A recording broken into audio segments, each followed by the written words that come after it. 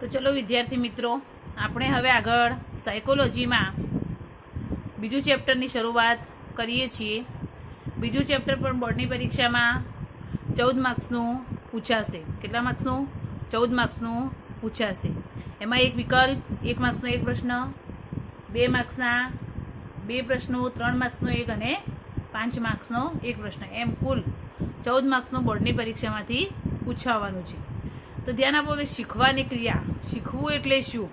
તો શીખવું એટલે શું કે શિક્ષણ મેળવવું. શીખવું એટલે શું કે ગમે તે કંઈ પણ શિક્ષણ મેળવવું. દરેક સજીવ પોતાના જીવનચક્ર દરમિયાન 2 પ્રકારનું વર્તન કરતું જોવા મળે છે. દરેક સજીવ હોય, કોઈ પણ વ્યક્તિ હોય, દરેક સજીવ પોતાનું જે આખું જીવનચક્ર છે, જીવનચક્ર દરમિયાન 2 પ્રકારનું વર્તન કરતું જોવા મળે છે. પરીક્ષામાં 1 માર્ક્સમાં ઘણીવાર આ પ્રશ્ન પૂછાય છે કે દરેક સજીવ પોતાના જીવનચક્ર દરમિયાન કેટલા પ્રકારનું વર્તન કરતું જોવા મળે છે. તો કેટલા પ્રકારનું વર્તન આવે?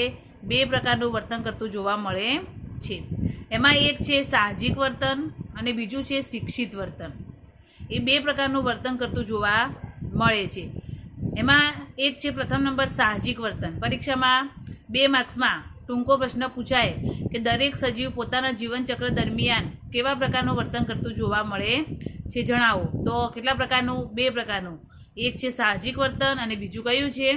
શિક્ષિત વર્તન. 2 પ્રકારનું વર્તન કરતું દરેક વ્યક્તિ જોવા મળે છે. સાહજિક વર્તન એટલે સહજ રીતે. સાહજિક વર્તન એટલે શું કે સહજ રીતે આપણને જન્મજાત મળે, સહજ રીતે જ આપણને મળેલું હોય, એ કયું વર્તન કહેવાય? સાહજિક વર્તન. કે આપણને કુદરતી રીતે, સહજ રીતે જ જનતાની સાથે જ આપણને જે શિક્ષણ મળે એને સાહજિક વર્તન કહેવાય. કે કોઈ પણ પ્રકારના ઔપચારિક શિક્ષણ વગર જન્મજાત મળતા શિક્ષણને સાહજિક વર્તન કહીએ છે. કે સાહજિક વર્તન કોને કહેવાય? તો કે કોઈ પણ પ્રકારના ઔપચારિક શિક્ષણ, કોઈ શિક્ષણ આપવામાં આવે નહીં, પરંતુ જન્મજાત જનતાની સાથે, જન્મની સાથે જ જન્મજાત જે શિક્ષણ મળે છે આપણને, એને સાહજિક વર્તન કહેવાય છે. કે સહજ રીતે પ્રાપ્ત થાય, આપણે એને શીખવું પડતું નથી, સહજ રીતે જ એ વર્તન આપણને પ્રાપ્ત થાય છે. સહજ રીતે જ આપણને એ શિક્ષણ પ્રાપ્ત થતું હોય છે, એને સાહજિક વર્તન કહે છે. દરેક સજીવ જન્મની સાથે જ પોતાના જનીન તત્વોમાં કેટલીક શક્તિઓ લઈને જન્મે છે. કે તમારો જન્મ થાય એટલે દરેક સજીવનો જન્મ થાય એટલે જન્મની સાથે જ પોતાના જે જનીન તત્વો છે, જે જનીન તત્વો એને મળેલા હોય છે, એ જનીન તત્વોમાં અમુક પ્રકારની શક્તિઓ લઈને જ વ્યક્તિ જન્મે છે. દાખલા તરીકે જો અહીંયા છે ઉદાહરણ તરીકે કે કીડીને પોતાના ખોરાકના માટે કણને ખેંચી જવું. કે કીડી છે, એ કીડીને કોઈ શીખવે કે એને કઈ રીતે પોતાનો જે કણ છે, ખોરાકનો કણ છે, એને કઈ રીતે ખેંચવું, એ કીડીને આપણે શીખવવું પડે?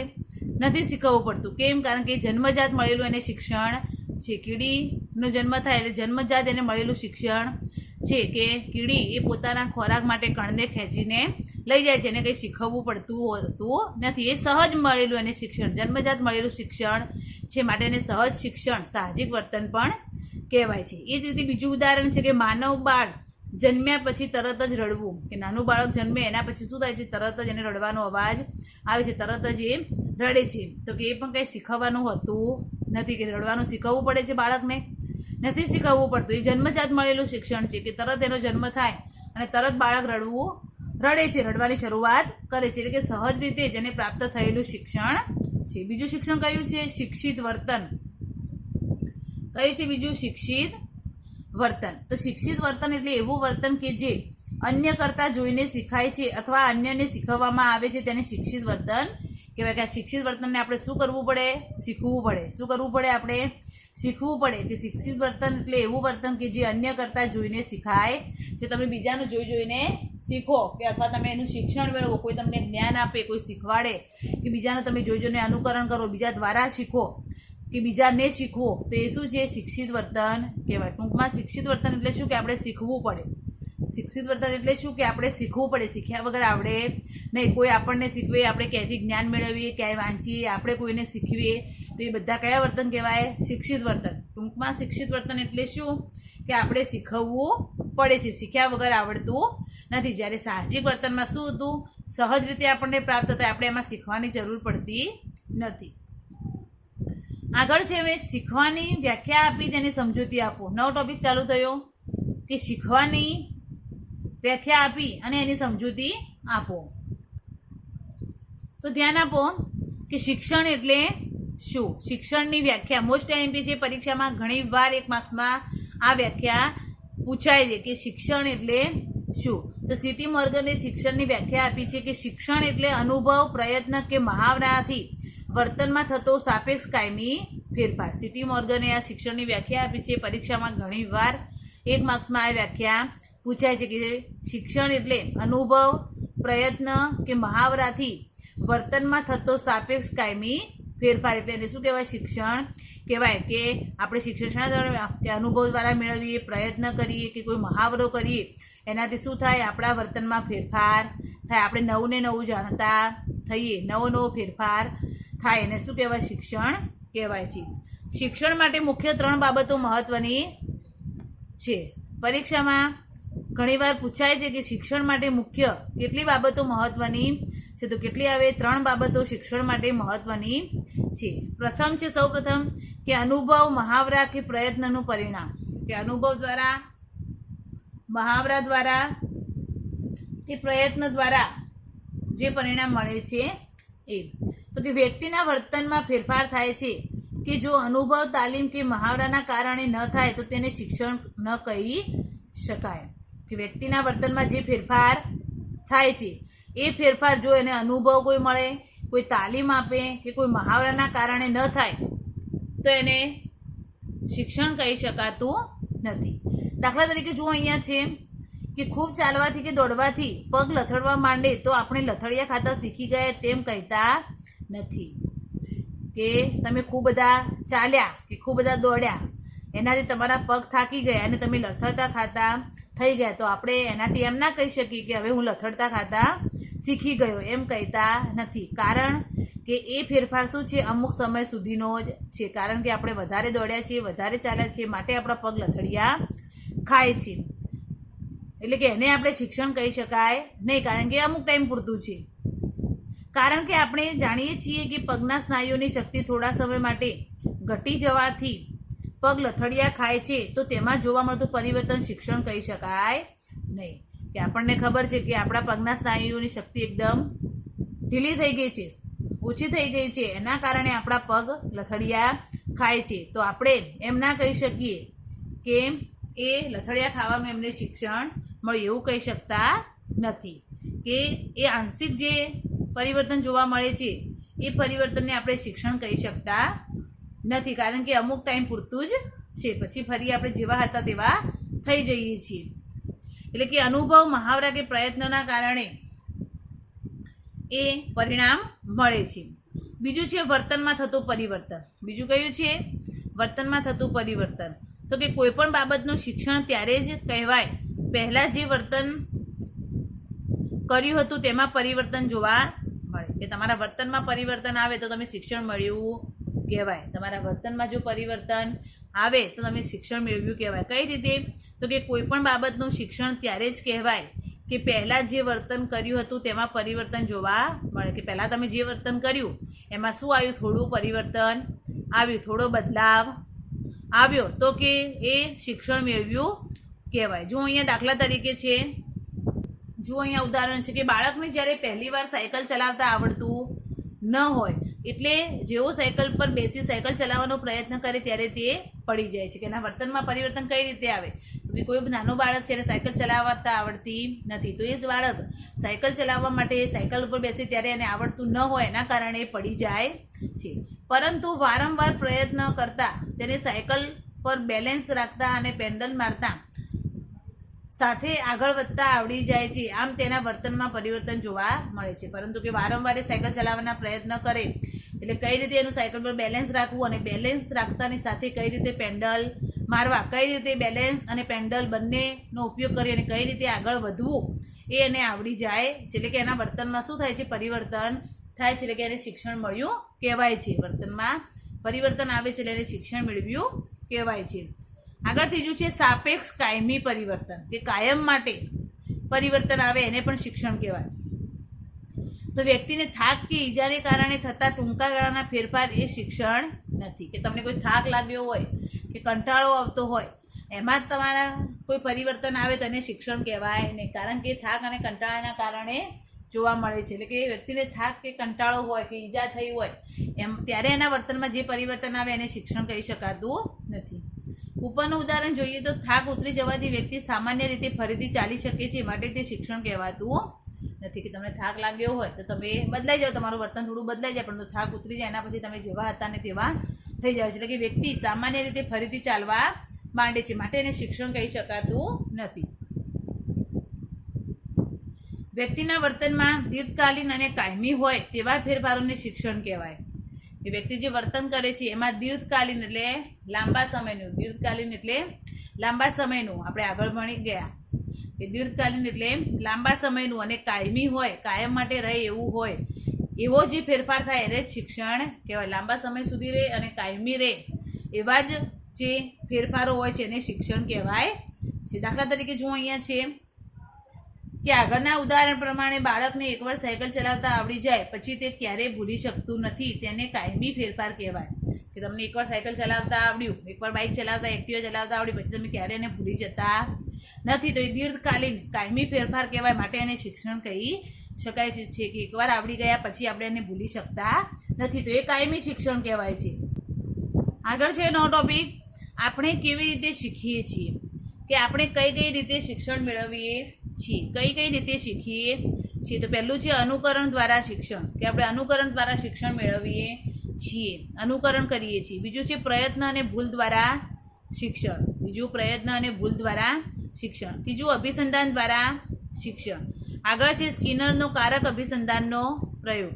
અને પાંચમું છે આંતરસૂઝ દ્વારા શિક્ષણ. આપણે હવે આ ચેપ્ટરમાં આટલી વસ્તુ ભણવાની બાકી છે. પરીક્ષામાં ઘણીવાર 2 માર્ક્સમાં પ્રશ્ન પૂછાય છે કે આપણે કઈ કઈ રીતે શીખીએ છીએ, કઈ કઈ રીતે શિક્ષણ મેળવીએ છીએ. તો અનુકરણ દ્વારા, પ્રયત્ન અને ભૂલ દ્વારા, અભિસંધાન દ્વારા, સ્કિનરનો કારક અભિસંધાનનો પ્રયોગ અને આંતરસૂઝ દ્વારા શિક્ષણ. આ 5 રીતે આપણે શિક્ષણ મેળવીએ છીએ. આમાં હવે આપણે અનુકરણ દ્વારા શિક્ષણ વિશે જ્ઞાન મેળવીશું. પહેલું જે છે અનુકરણ દ્વારા શિક્ષણ, એના વિશે હવે આપણે જ્ઞાન મેળવીશું. તો મોટાભાગની વ્યક્તિઓ અનુકરણ દ્વારા શિક્ષણ મેળવે છે. અનુકરણ કરવું એટલે એકબીજાનું જોઈ જોઈને શીખવું, એકબીજાનું અનુકરણ કરવું, એકબીજાનું જોઈ જોઈને શીખવું. કે મોટાભાગની વ્યક્તિઓ અનુકરણ દ્વારા શિક્ષણ મેળવતી હોય છે. અનુકરણ દ્વારા મેળવેલ શિક્ષણને સામાજિક શિક્ષણ પણ કહેવાય.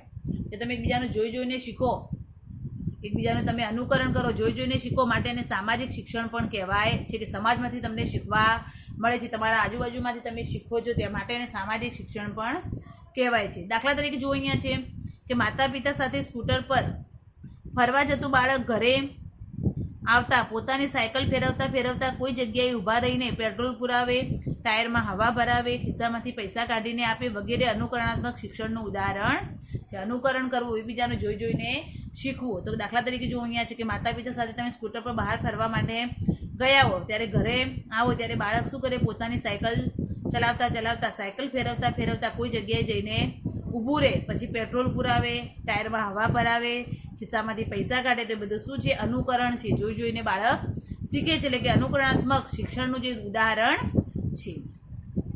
આગળ બીજું હવે આપણે કઈ રીતે શીખીએ છીએ, એમાં બીજો ટોપિક હતો પ્રયત્ન અને ભૂલ દ્વારા શિક્ષણ. કે પ્રયત્ન અને ભૂલ દ્વારા કઈ રીતે શિક્ષણ મેળવવામાં આવે છે. કે જેમ જેમ ભૂલોની સંખ્યા વધે, જેમ જેમ ભૂલો વધારે થાય એમ આપણા શિક્ષણમાં શું થાય, પરિવર્તન આવે છે. જેમ જેમ પ્રયત્ન વધારે કરીએ એમ આપણા શિક્ષણમાં પરિવર્તન આવે છે. તો પ્રયત્ન અને ભૂલ દ્વારા શિક્ષણ એ ભણવાનું છે. અથવા થોર્નડાઇકનો પ્રયોગ સમજાવો, કે પ્રયત્ન અને ભૂલ દ્વારા શિક્ષણનો પ્રયોગ કોણે કર્યો, તો કોણે કર્યો, થોર્નડાઇકે કર્યો. કોને કર્યો, થોર્નડાઇકે કર્યો. પરીક્ષામાં ઘણીવાર પૂછાય છે કે પ્રયત્ન અને ભૂલ દ્વારા શિક્ષણનો પ્રયોગ સમજાવો. તો તમને ખબર હોવી જોઈએ કે પ્રયત્ન અને ભૂલ દ્વારા શિક્ષણનો પ્રયોગ કોણે કર્યો છે. કોણે કર્યો છે, થોર્નડાઇકે બિલાડી ઉપર આ પ્રયોગ કર્યો હતો. કોના ઉપર, બિલાડી ઉપર. અને એ રીતે પણ પરીક્ષામાં પ્રશ્ન પૂછાય કે થોર્નડાઇકનો પ્રયોગ સમજાવો. તો થોર્નડાઇકમાં તમારે કોનો સમજાવવાનો, બિલાડીનો પ્રયોગ સમજાવવાનો. આમાં આપણે બિલાડીનો, કૂતરાનો, ઉંદરનો, ચિમ્પાન્જીના બધા પ્રયોગો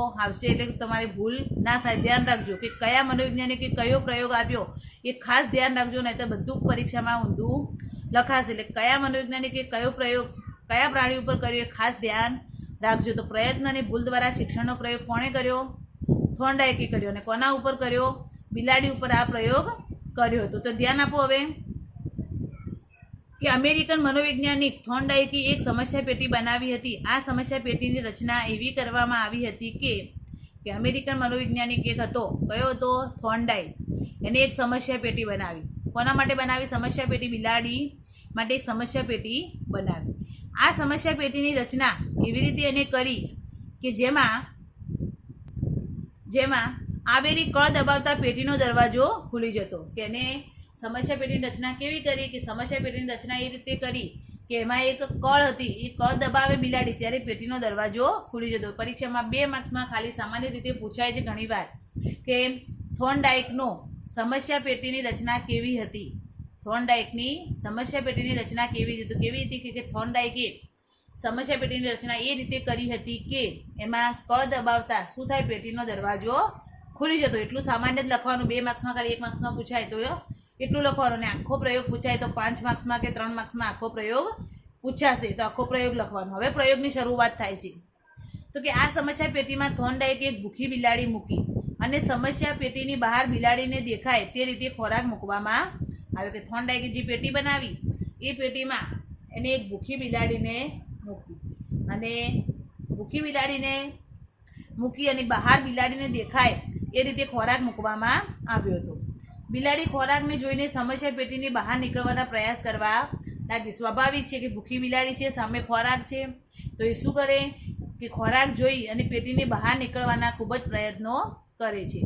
શરૂઆતમાં સમસ્યા પેટીના સળિયા પર પંજા માર્યા, સળિયાને બચકા ભર્યા, આમથી તેમ આંટા માર્યા. કે શરૂઆતમાં એને ખબર હતી નહીં કે કઈ રીતે બહાર નીકળાય. તો એને શું કર્યું કે શરૂઆતમાં તો સમસ્યા પેટીના જે સળિયા હતા એ સળિયા ઉપર એને પંજાઓ માર્યા, સળિયાને બચકા ભર્યા, આમથી તેમ આંટા માર્યા, કૂદાકૂદ કર્યું, પરંતુ બહાર નીકળી શકી નહીં.